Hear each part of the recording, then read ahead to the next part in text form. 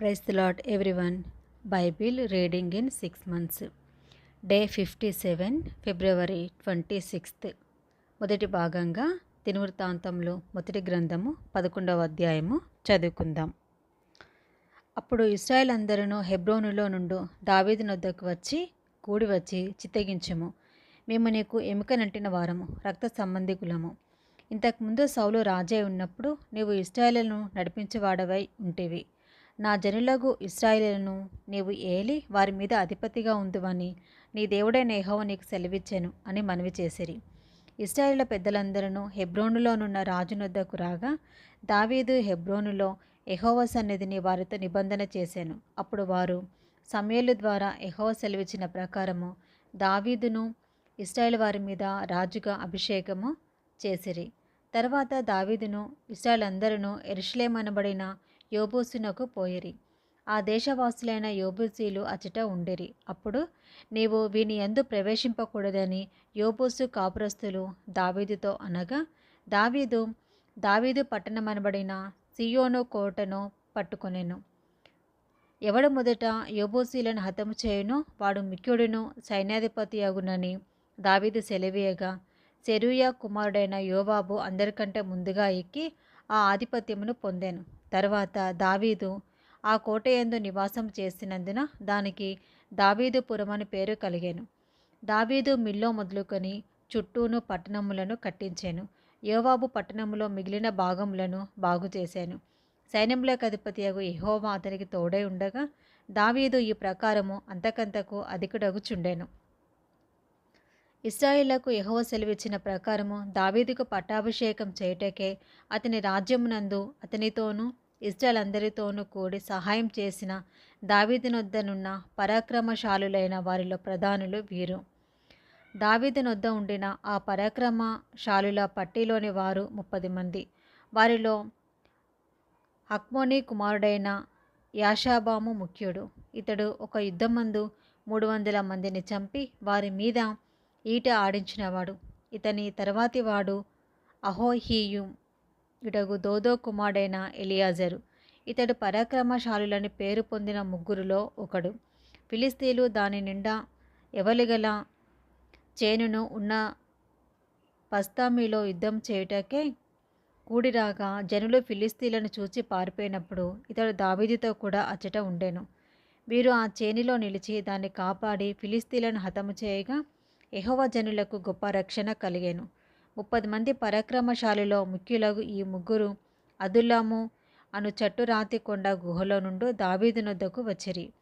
ఫిలిస్తీన్ల సమూహము రేఫాయిల లోయలో దిగి ఉండెను. దావీదు మరుగు స్థలమందుండగా ఫిలిస్తీన్ల దండు బెత్లెహేమునందుండెను. దావీదు ఆశపడి బెత్లెహేమునందలి ఊరి గవనియొద్ది బావి నీళ్లు కొంచెం నాకు దాహమునకు ఎవడు తెచ్చి ఇచ్చునని అనగా, ఆ ముగ్గురు ఫిలిస్తీన్ల దండులోనికి చొరబడి పోయి బెత్లెహేము ఊరి గవని యొద్ద బావి నీళ్లు చేదుకొని దావీదునొద్దకు తీసుకొని వచ్చిరి. అయితే దావీదు ఆ నీళ్లు త్రాగుటకు మనసు లేక యెహోవాకు అర్పితముగా వాటిని పారబోసి, నేను ఈలాగు చేయకుండా నా దేవుడు నన్ను కాచునుగాక, ప్రాణమునకు తెగించి ఈ నీళ్లు తెచ్చిన ఈ మనుషుల రక్తం నేను త్రాగుతున్నా అని చెప్పి త్రాగకపోయాను. ఈ ముగ్గురు పరాక్రమశాలులు ఇట్టి పనులు చేసిరి. యోవాబు సహోదరుడైన అబీషై ముగ్గురిలో ప్రధానుడు. ఇతడు ఒక యుద్ధమందు 300 మందిని హతం చేసి తన ఈటె వారి మీద ఆడించిన వాడై ఆ ముగ్గురిలోనూ పేరు పొందిన వాడాయను. ఆ ముగ్గురిలోనూ కడమ ఇద్దరికంటే అతడు ఘనత నొందిన వాడై వారికి అధిపతి ఆయను. కానీ ఆ మొదటి ముగ్గురిలో ఎవరికిని అతడు సాటి వాడు కాలేదు. మరియు కబ్సెయేలు సంబంధుడును పరాక్రమవంతుడైన ఒకనికి పుట్టిన యెహోయాదా కుమారుడైన బెనయాయును విక్రమ క్రియల వలన గొప్పవాడాయను. ఇతడు మోయాబీయుడగు అరియేలు కుమారులిద్దరినీ చంపెను. మరియు ఇతడు బయలుదేరి హిమము పడిన కాలంన ఒక సింహమును ఒక గుహేందు చంపి వేసెను. 5 మూరల పొడవు గల మంచి ఎత్తరి అయిన ఐగుప్తీని ఒకని అతడు చావగొట్టెను. ఆ ఐగుప్తీని చేతిలో నేతగాని దోనె వంటి ఈటగాని ఒకటి ఉండగా ఇతడు ఒక దుడ్డుకర్ర చేత పట్టుకొని వాని మీదికి పోయి ఆ ఈటెను ఐగుప్తు చేతిలో నుండి ఊడలాగి దానితో వానిని చంపెను. యెహోయాద కుమారుడైన బెనయ్య ఇట్టి పనులు చేసినందున ఆ ముగ్గురు పరాక్రమశాలులలో ఘనత నొందిన వాడాయెను. 30 మందిలోనూ ఇతడు వారి రెక్కెను గాని ఆ ముగ్గురిలో ఎవరిని సాటివాడు కాలేదు. దావీదు ఇతనిని తన దేహ సంరక్షుల అధిపతిగా ఉంచెను.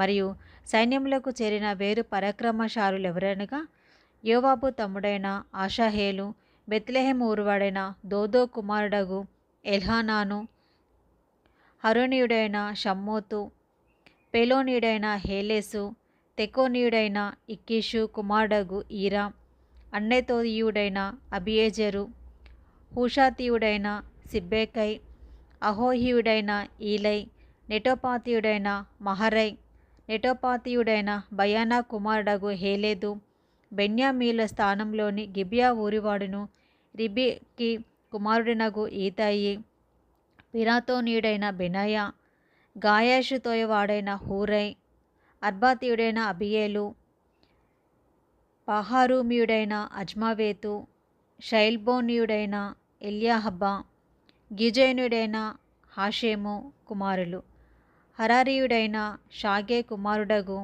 యోనాతాను, హరారీయుడైన షాకారు కుమారుడగు అహియాము, ఊరు కుమారుడైన ఎలీపాలు, మెకెరాతీయుడైన హేపెరు, పెలోతీయుడైన అహియా, కర్మేలీయుడైన హెజ్రో, ఎజ్బయి కుమారుడైన నయరై, నాతాను సహోదరుడైన యోవేలు, హగ్రీయుడైన బిహారు, అమ్మోనీయుడైన జేలేకు, సెరూయా కుమారుడైన యోవాబు యొక్క ఆయుధములు మోయువాడును బెరోతీయుడు నగు నహారై, ఇత్రీయుడైన ఈరా, ఇత్రీయుడైన గారేబు, హిత్తీయుడైన ఊరియా, అహ్లయి కుమారుడైన జాబాదు, రూబేనీయుడైన షీజా కుమారుడును రూబేనులకు పెద్దయునైన అదీనా, అతని తోటి వారగు 30 మంది, మైకా కుమారుడైన హానాను, మిత్నీయుడైన యెహోషాపాతు, అస్తేరాతీయుడైన ఉజ్జియా, అరోయేరుడైన హోతాను కుమారులగు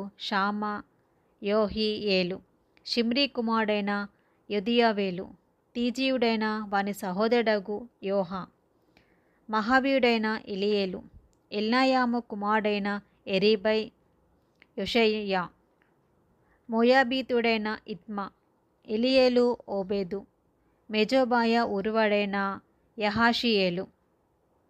12వ అధ్యాయము. దావీదు కీషు కుమారుడైన సౌలునకు భయపడి ఇంకను దాగి ఉండగా సౌలు బంధువులకు బెన్యామీలలో పరాక్రమశాలులు కొందరు దావీదునకు యుద్ధ సహాయం చేయుటకే అతని యుద్ధకు సిగ్లగునకు వచ్చిరి. వీరు విలుకాన్రయు కుడి ఎడమ చేతులతో వడిసెల చేత రాళ్ళు రువ్వుటకును వింటి చేత అంబులు విడుచుటకును సమర్థులైన వారు. వారెవరనగా గిబియావాడైన షేమయ్య కుమారుడైన అహియెజెరు, ఇతడు అధిపతి. ఇతని తర్వాత వాడగు యోవాషు, అజ్మావేతు కుమారులైన ఎజియేలు, పేలేటు, బెరాక, అనోతోతీయుడైన యోహు. 30 మందిల పరాక్రమశాలియు 30 మందికి పెద్దయునైన ఇష్మయ అను గిబియోనీయుడు, ఇర్మియా, యహాజియేలు, యోహానాను, గెదెరాతీయుడైన యోజాబాదు, ఎలూజై, ఎరీమోతు, బెయల్యా, షెమర్యా, హరీపీయుడైన షెఫటాయ, కోరాహీయులకు ఎల్కానా, యెషియా, అజరేలు, యెహెజెరు, యాషాబాము, గేదోరు ఊరువాడైన ఎరోహాము కుమారులగు ఏహేల, జెబద్య అనువారును. మరియు గాదీలలో పరాక్రమశాలులు కొందరు అరణ్యమందు దాగియున్న దావీదునొద్ద చేరిరి. వీరు డాలును ఈటెను వాడుక చేయగల యుద్ధ ప్రవీణులు, సింహము ముఖము వంటి ముఖములు కలవారు, కొండలలో నుండు జింకలంతా పాదవేగము కలవారు. వారెవరనగా మొదటివాడు ఏజేరు, రెండోవాడు ఓబద్య, మూడోవాడు ఎలియాబు, నాలుగోవాడు దుష్మాన్న, ఐదవవాడు ఇర్మియా, ఆరోవాడు అత్తయి, ఏడవవాడు ఎలీయేలు, ఎనిమిదవవాడు యోహానాన, తొమ్మిదవవాడు ఎల్జాబాదు, 10వవాడు ఇర్మియా, 11వవాడు మగ్బన్నాయి. గాదీలగు వీరు సైన్యమునకు అధిపతులై ఉండిరి. వారిలో అత్యల్పుడైన వాడు 100 మందికి అధిపతి, అత్యధికుడైన వాడు 1000 మందికి అధిపతి.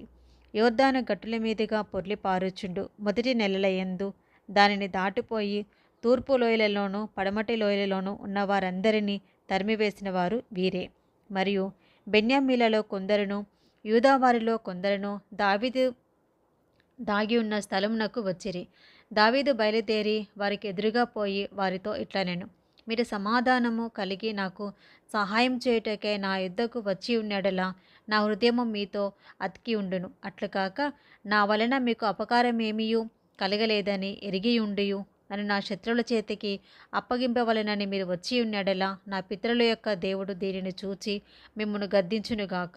అప్పుడు 30 మందికి అధిపతి అయిన అమషై ఆత్మవశుడై, దావీదు, మేము నీ వారము, యెషయి కుమారుడా, మేము నీ పక్షమున ఉన్నాము, నీకు సమాధానం కలుగునుగాక, సమాధానం కలుగునుగాక, నీ సహకారులకును సమాధానం కలుగునుగాక, నీ దేవుడే నీకు సహాయం చేయునని పలుకగా దావీదు వారిని చేర్చుకొని వారిని తన దండునకు అధిపతులుగా చేసెను.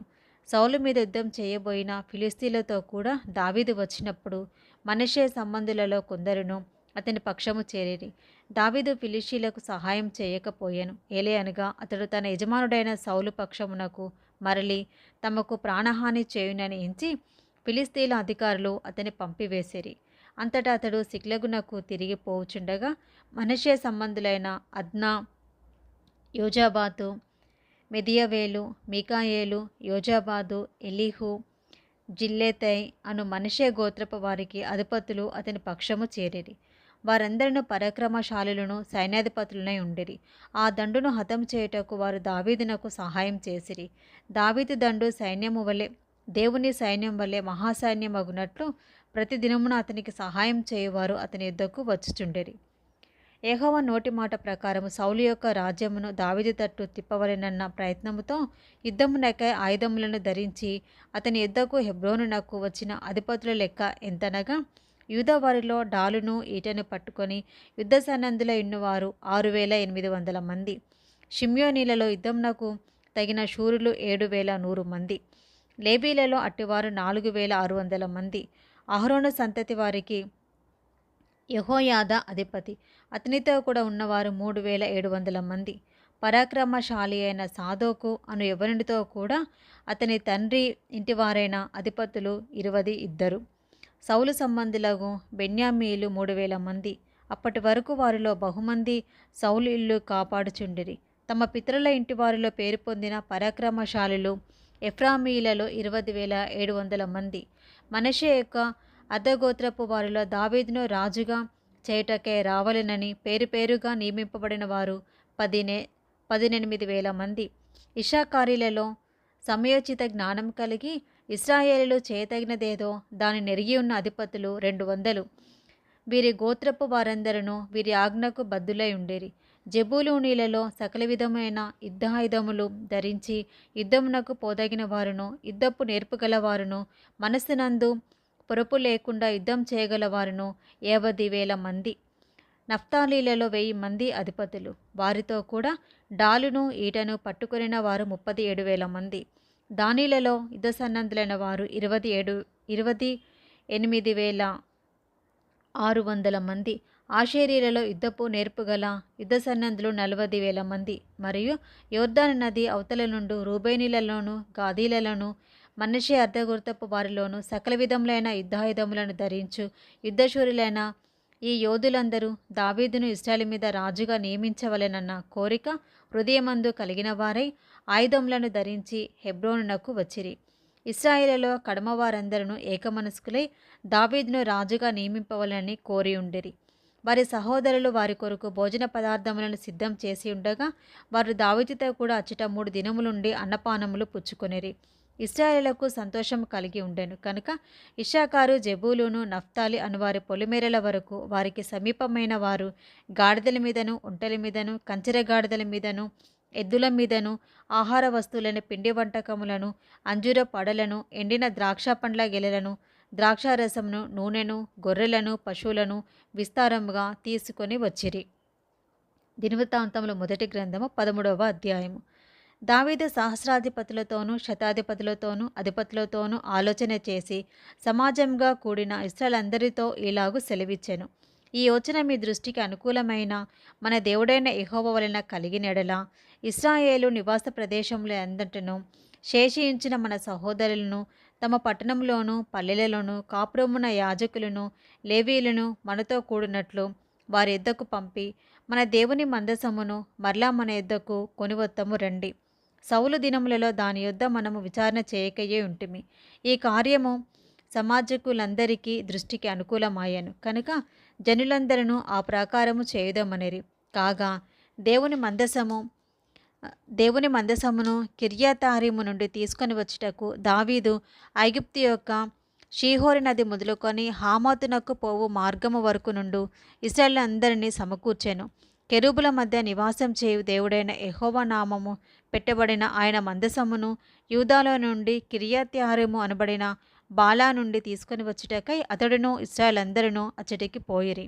వారు దేవుని మందసమును ఒక క్రొత్త బండి మీద ఎక్కించి అబినాదాబు ఇంట నుండి తీసుకొని వచ్చిరి. ఉజ్జాయును అహ్యోయును బండిని తోలిరి.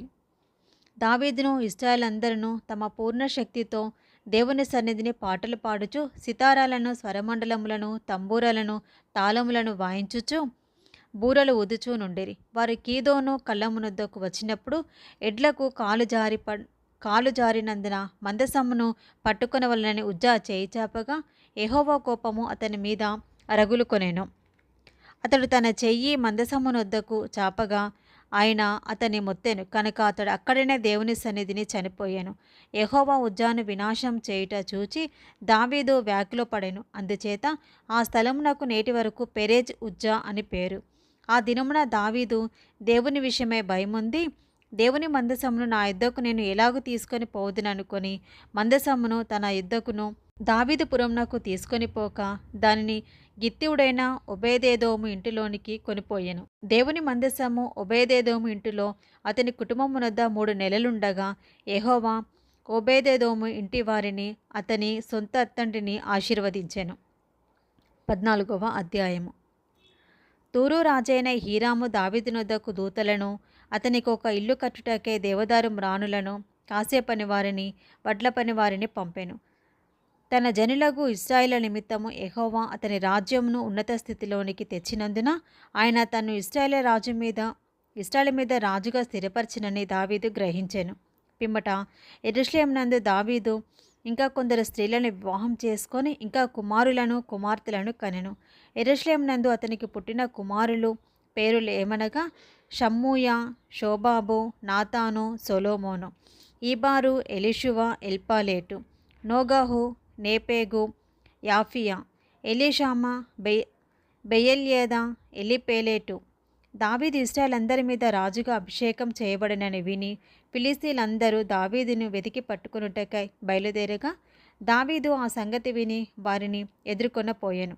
ఫిలిస్తీయులు వచ్చి రేఫాయిమీల లోయలో దిగిరి. ఫిలిస్తీయుల మీదికి నేను పోయిన ఎడల నీవు వారి నా చేతికి అప్పగించుదువా అని దావీదు దేవుని యొద్ద విచారణ చేయగా యెహోవా పొమ్ము, నేను వారిని చేతికి అప్పగించేదనని సెలవిచ్చెను. వారు బయల్పేరాజ్యమునకు వచ్చినప్పుడు దావీదు అచ్చట వారిని హతము చేసి జలప్రవాహములు కొట్టుకొని పోవునట్లుగా యెహోవా నా శత్రువులను నా ఎదుట నిలవకుండా నాశనం చేసిననుకొని ఆ స్థలమునకు బయల్పేరాజ్యం అని పేరు పెట్టెను. వారచ్చట తమ దేవతలను విడిచిపెట్టిపోగా వాటిని అగ్నిచేత కాల్చివేయవలనని దావీదు సెలవిచ్చెను. ఫిలిస్తీయులు మరలా ఆ లోయలోనికి దిగిరాగా దావీదు తిరిగి దేవుని యొద్ద విచారణ చేసెను. అందుకు దేవుడు, నీవు వారిని తరుము కొనిపోగా వారిని తప్పించుకొని చుట్టూ తిరిగి కంబళ్ళ చెట్లకు ఎదురుగా నిలిచి కంబళి చెట్ల కొనలేందు కాళ్ళ చప్పుడు నీకు వినబడినప్పుడు వారితో యుద్ధము కలుపుటకై బయలుదేరి వారి మీద పడుము. ఆ చప్పుడు వినబడినప్పుడు ఫిలిస్తీయుల దండును హతము చేయుటకై దేవుడు నీకు ముందుగా బయలు వెళ్ళి ఉన్నాడని తెలుసుకొనుమని సెలవిచ్చెను. దేవుడు తనకు సెలవిచ్చిన ప్రకారము దావీదు చేయగా ఇశ్రాయేలు ఫిలిస్తీయుల సైన్యంను గిబియోను మొదలుకొని గాజేరు వరకు తరిమి హతము చేసిరి. కాబట్టి దావీదు కీర్తి ఇశ్రాయేలు ప్రదేశమంతటా ప్రసిద్ధమాయెను. యెహోవా అతని భయము అన్యజనులకందరికీ కలుగచేసెను. 15వ అధ్యాయము. దావీదు తన కొరకు దావీదుపురమందు ఇండ్లు కట్టించెను.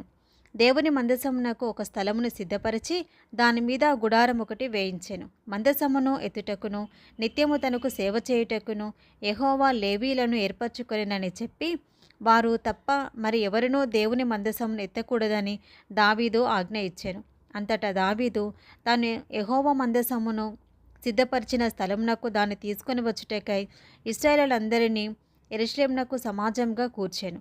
అహరోను సంతతి వారిని, లేవీయులైన కహాతు సంతతి వారి అధిపతియునగు ఊరియేలును వాని బంధువులలో 120 మందిని, మెరాయిలలో అధిపతి అయిన ఆషాయాను వాని బంధువులలో 220 మందిని, గెర్షోను సంతతి వారి అధిపతియగు యోవేలును వారి బంధువులలో 130 మందిని, ఎలీషాపాను సంతతి వారి అధిపతియగు షేమాయాను వారి బంధువులలో 200 మందిని, హెబ్రోను సంతతి వారి అధిపతియగు ఎలియేలును వారి బంధువులలో 80 మందిని, ఉజ్జీయేలు సంతతి వారి అధిపతియగు అమ్మినాదాబును వాని బంధువులలో 112 గురిని దావీదు సమకూర్చెను.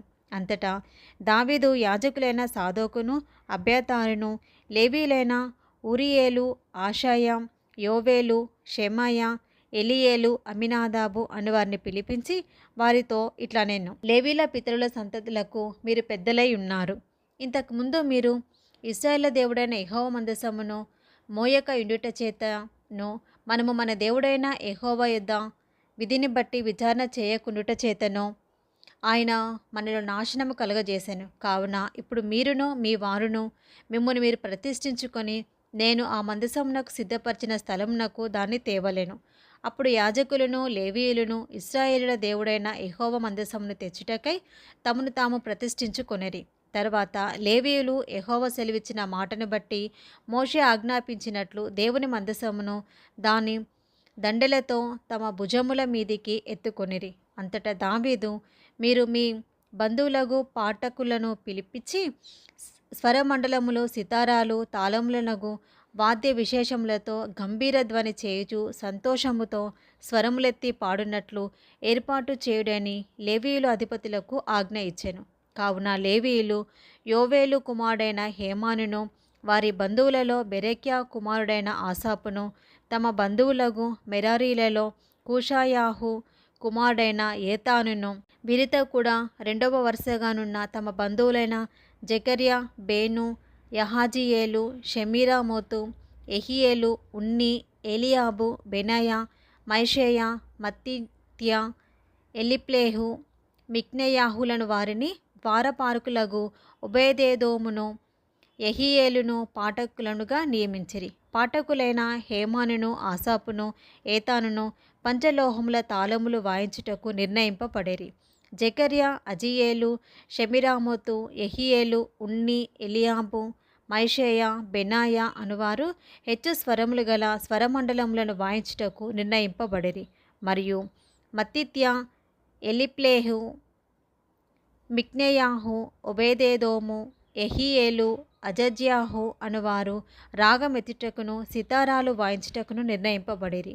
లేవీలకు అధిపతి అయిన కెనన్యా మందసమును మోయుటయందు గట్టివాడైనందున అతడు మోతక్రమము నేర్పుటకై నియమింపబడెను. బెరెక్యాయును, ఎల్కానాయును మందసమునకు ముందు నడుచుచు కావలివారుగాను, షెబన్యా, యెహోషాపాతు, నెతనేలు, అమాషై, జెకర్యా, బెనాయా, ఎలియేజరు అను యాజకులు దేవుని మందసమున ముందు బూరలు ఊదువారుగాను, ఒబేదెదోమును, యెహీయాయును వెనుకతట్టు కనిపెట్టువారుగాను నియమింపబడిరి. దావీదును ఇశ్రాయేలుల పెద్దలను, సహస్రాధిపతులను యెహోవా నిబంధన మందసమును ఒబేదెదోము ఇంటిలో నుండి తెచ్చుటకై ఉత్సాహముతో పోయిరి.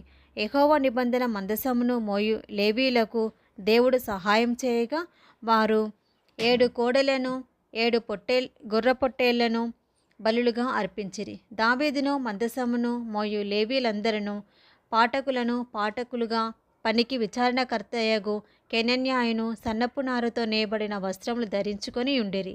దావీదును సన్నపు నారతో నేయబడిన ఏఫోదును ధరించి ఉండెను.